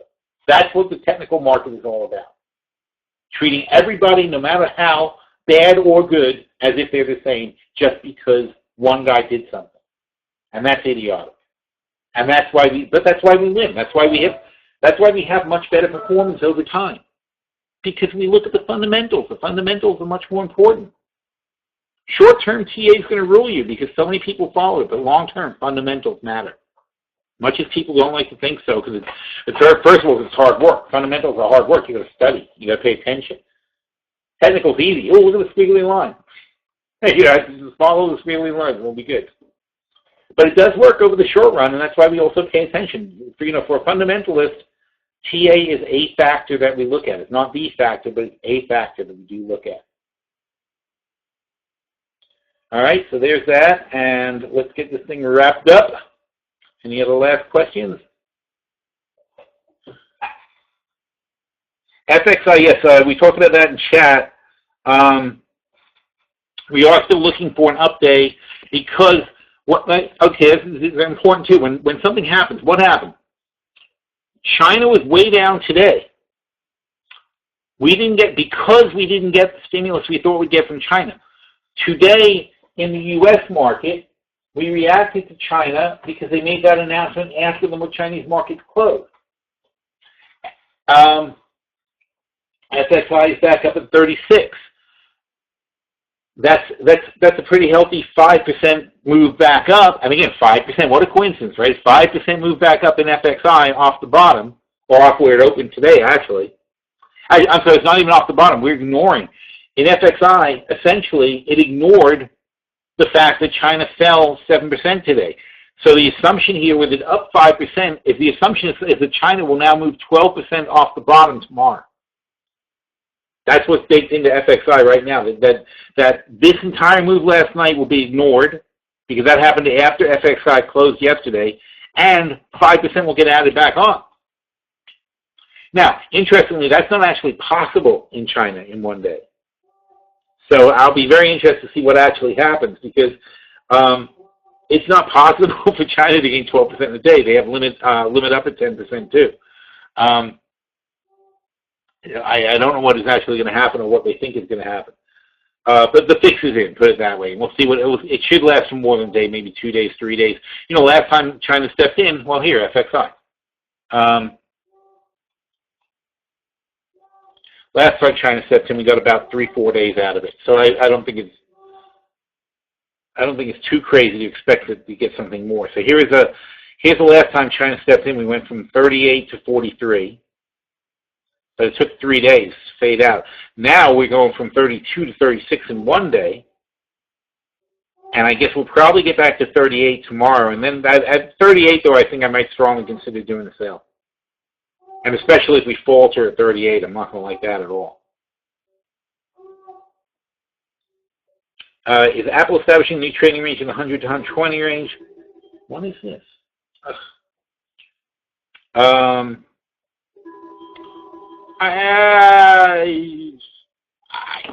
think until they announce their earnings, probably. I mean, honestly, they got to show something to somebody. Although Tim Cook's little note to Jim Cramer was very, very helpful.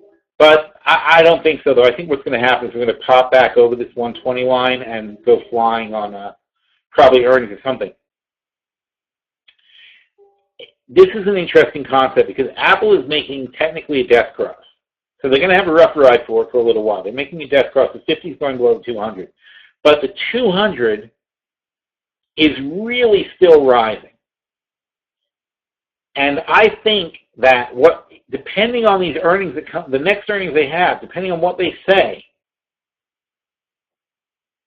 they can get badly burned and start heading down, but I don't think that's going to happen. I think what they're going to do is pop up of here, and then you have the interesting situation where the 200-day moving average is above the 100-day moving average, and once they pop over that 200-day moving average, I'm sorry, the 50-day moving, once they pop over the 200-day moving average and start turning that back up, I think that 50-day is going to rise really fast, and you're going to see a big move up to like probably 140.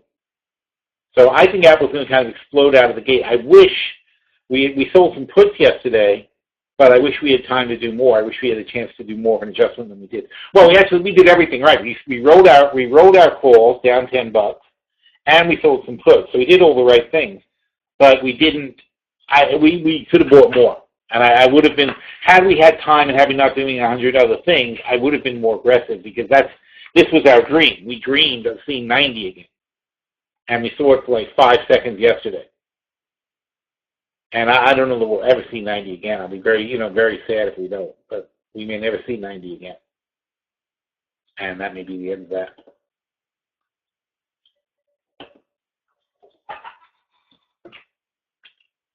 Chrissy says, I didn't hear if you thought interest rates were still going to be tracked to raise in light of also.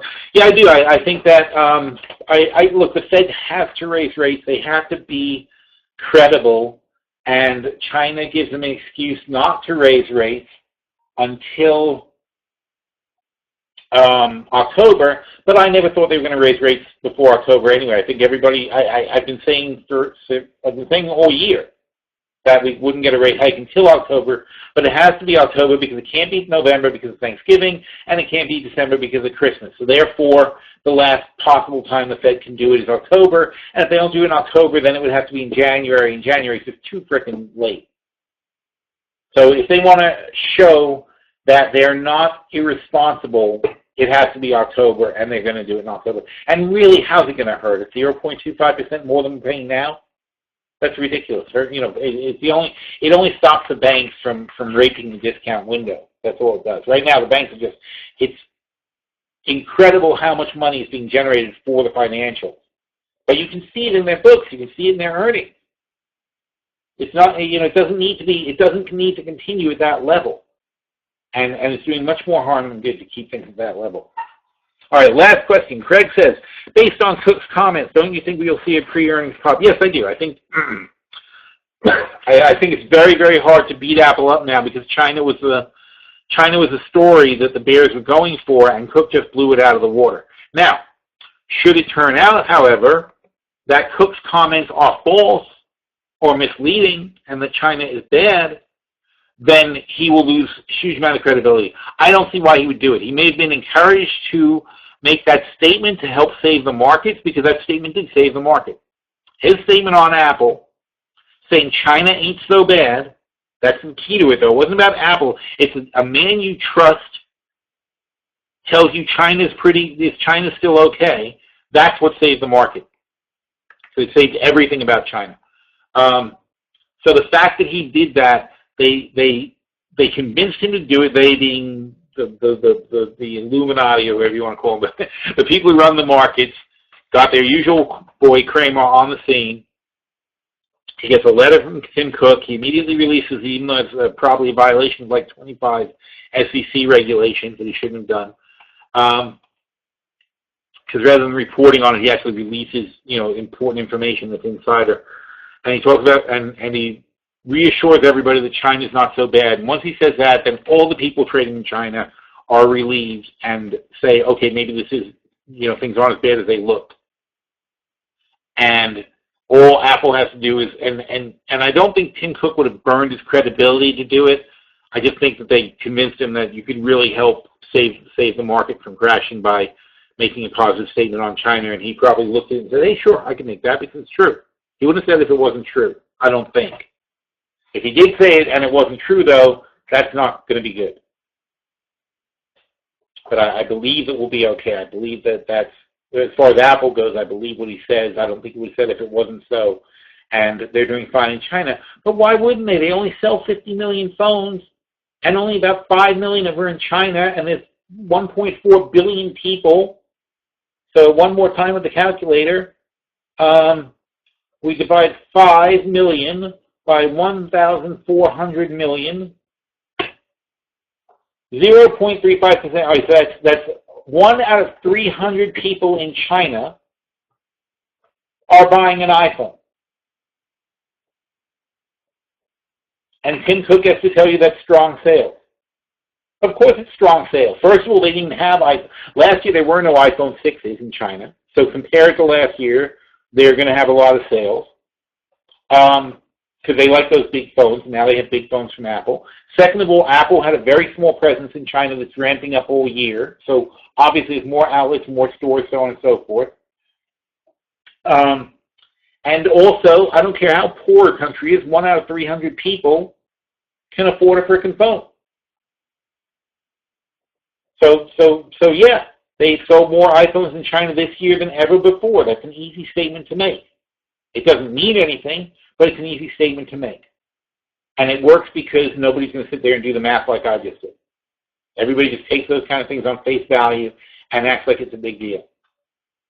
Oh, which does remind me, one more last comment before we sign off. I will talk about that. When we were doing the news just before, that will be here, I guess, I made a comment here in the news, and this is something else you guys got to pay attention to. Richmond Fed slows substantially, 0 versus 13 in July. Forecast of 10, missed it by the entire 10. Shipments, -4 versus 16 previously. That's down 20. That's down 100 and something percent. Cap utilization, -5 versus 9, 150% down. Employees flat. Work week is long. They're working longer. I don't know what they're doing. They're not using the stuff, and they're not shipping anything, but for some reason they're working much more. That makes no sense. And wages are going up. So apparently they're strained on the workforce. Now, July home sales. Oh, here's the one where I was going to talk about math. You see a headline like this: July home sales up 5.4%. But there's only it's 507,000, which is lower. It should have been higher, versus 516 expected. 481,000 was the prior. That is all the home sales for the year for a 12-month period. So when they say up 5%, it's on a monthly basis. So you take the 481,000 homes divided by 12 months a year is 40,000 homes a month. 5% is up 2,000 homes. So What they're talking about here is in 1 month, 2,000 more homes were built or were sold than they thought. That's it. That's all that number means. In the entire United States of America, 40 homes per state more were sold than they thought. That's nothing to get excited about. And you can see it here because the price of the homes, somebody's dumping inventory, right? The price of the homes are down 1% or 0.1%. And that missed expectations by 200%. And then you have the housing price index, also half of what was expected. Is that a minus? No, that's plus. So that's plus. So, but on a monthly basis, it went up slower. So in other words, people are selling homes. People are capitulating and selling homes for lower prices than before, and that's getting people to buy 20,000 more homes. That's not a big number, though. Redbook sales growth was flat, nothing really going on there. And I wrote here, I've become comfortably numb because the consumers are more confident. They don't care what's going on. They don't care about China. They don't care about anything's going on. They don't care that all the Feds, the Atlanta Fed, the Philly Fed, the New York Fed, every Fed report was down, and that means less activity, less consuming, less trucking, less shipping, less inventory, less work.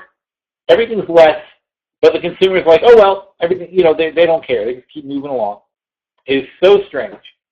And same thing in Germany, though. The business confidence in Germany is up too. So it is crazy.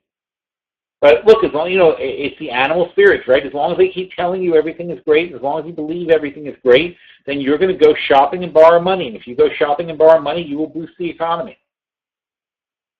And that's all they want. And they'll keep telling you how great everything is to get you to spend and spend and spend and go out there and borrow money and whatever. And they'll keep doing it because it's the only way they make money. They meaning the sponsors, the people who pay. The people who pay, the people on TV to tell you how great everything is, want you to buy their stuff. And you're not going to buy their stuff if you're worried about the economy, and if you're worried about your job, and if you're worried about China.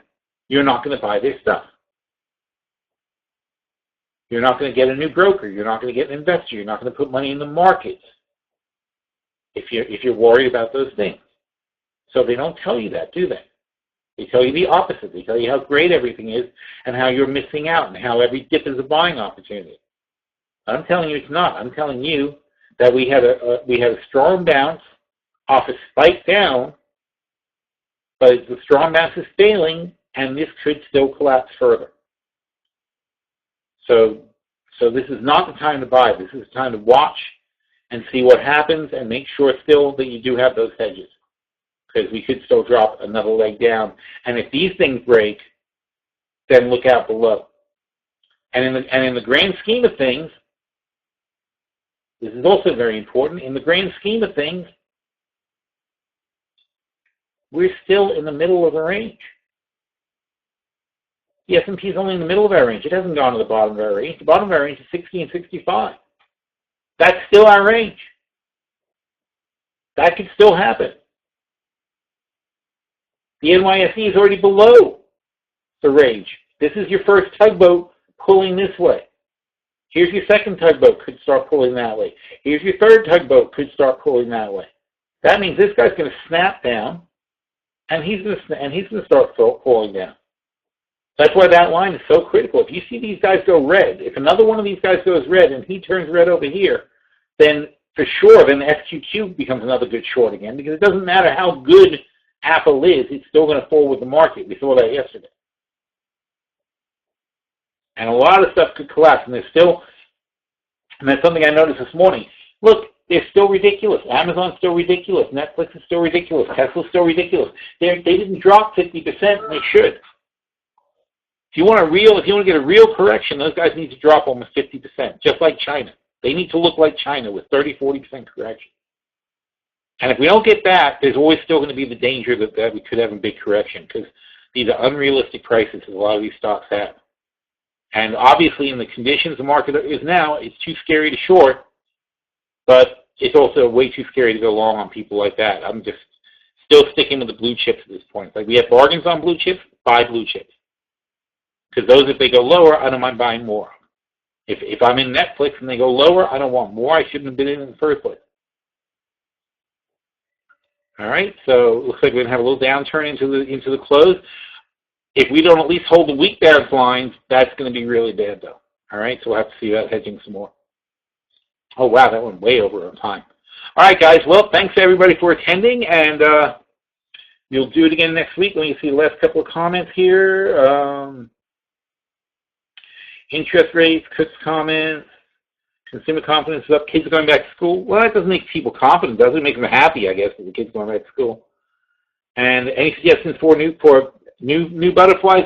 Not at the moment, because first of all, you don't really want to buy something that's on sale because it's going to go up. The whole point of butterflies, you want to buy something right in the middle of the range that you want it at.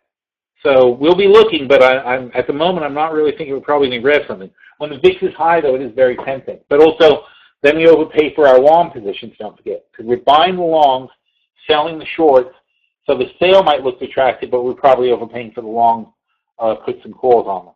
All right? But we'll look. Don't worry. We'll keep looking and we'll find something. All right, guys. Have a lovely week, and I'll see you back in the chat room. All right? Take care.